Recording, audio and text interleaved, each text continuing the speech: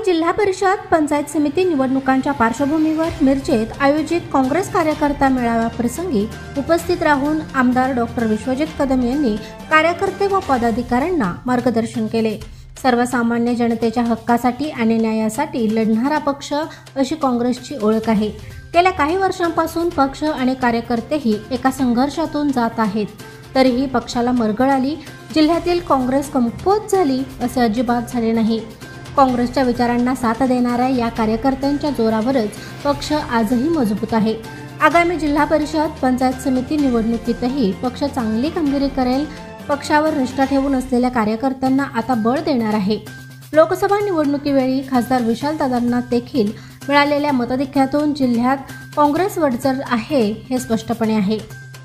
पक्ष आणि कार्यकर्तेही कठीण काळातून जात असले तरी पक्षावरील सर्वसामान्यांचे प्रेम आजही कायम आहे।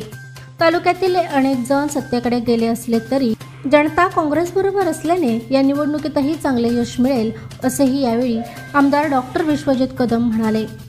आतापर्यंत काय चुका झाल्या त्या सुधारा, आत्मपरीक्षण करा आणि आत्मविश्वासाने निवडणुकीला सामोरे जा। हवी ती मदत करायला तयार आहे अशी ग्वाही त्यांनी यावेळी दिली।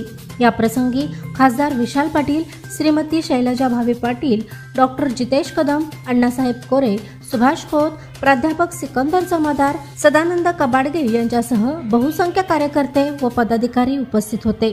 मला हा व्हिडिओ कसा वाटला आम्हाला कमेंट बॉक्समध्ये नक्की कळवा आणि अग्रणी न्यूज चॅनलला लाईक, शेअर आणि सबस्क्राईब करा।